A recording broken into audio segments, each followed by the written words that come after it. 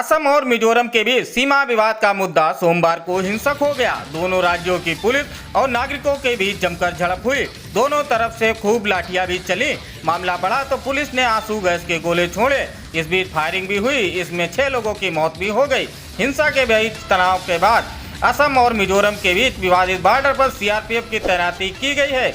इस बीच असम सरकार ने जान गंवाने वाले 5 पुलिसकर्मियों और 1 नागरिकों के सम्मान में 3 दिन के राजकीय शोक की घोषणा की है। मुख्यमंत्री हिमंत बिश्व शर्मा ने मीडिया से बात करते हुए कहा कि जब गोलीबारी हो रही थी मैंने मिजोरम के मुख्यमंत्री को 6 बार फोन किया। उन्होंने माफी मांगी और मुझे आइजोल में बातचीत करने के लिए बुलाया। हमारी जमीन का 1 इंच भी कोई नहीं ले सकता है।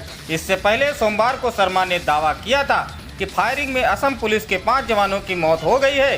कछार जिले के एसपी वैभव दिवानकलन चंदकार भी घायल हुए हैं। उनके पैर में गोली लगी है और वे आईसीयू में हैं। इसके साथ ही 50 से ज्यादा पुलिसकर्मियों को भी चोटें आई हैं। हिमंत मंगलवार को उनसे मिलने हॉस्पिटल भी पहुंचे।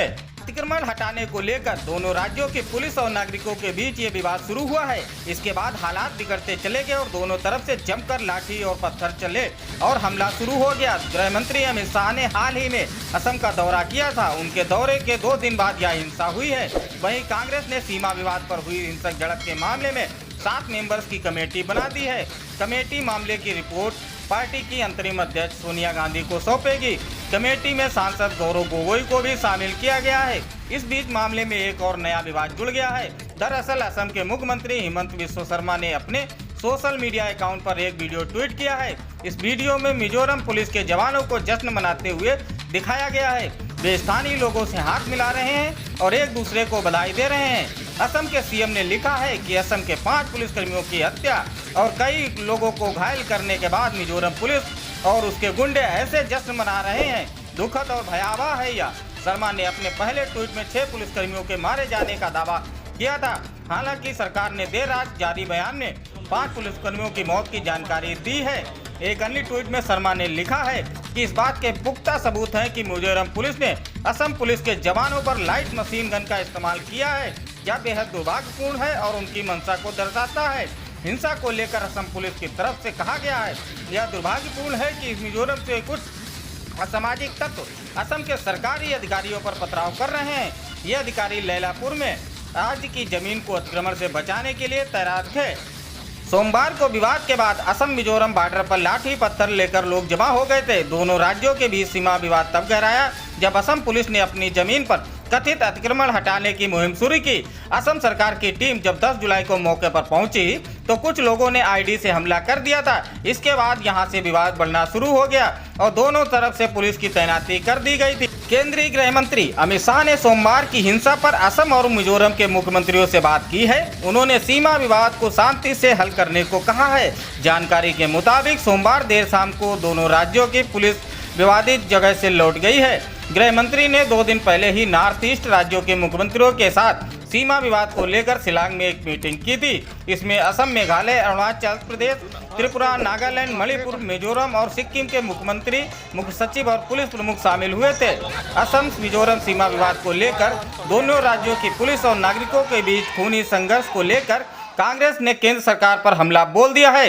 कांग्रेस के प्रवक्ता रणदीप सिंह सुरजेवाला ने ट्वीट कर घटना पर दुख जताया है। उन्होंने कहा है कि दोनों राज्यों में भाजपा गठबंधन की सरकार है। केंद्र में खुद भाजपा में बैठी है। इन राज्यों के मुख्यमंत्री कानून व्यवस्था बनाए रखने में विफल रहे हैं और लोगों को बेवजह हिंसा में धकेल दिया गया है। यहाँ सीधे तौर पर गृह मंत्री जिम्मेदार हैं। इसलिए नैतिक जिम्मेदारी लेते हुए गृह मंत्री अमित शाह को तत्काल अपने पद से इस्तीफा दे देना चाहिए। मिजोरम और असम की सीमा पर जो हो रहा है वो अति पीड़ादायक है। 73 वर्ष में कभी ऐसा नहीं हुआ।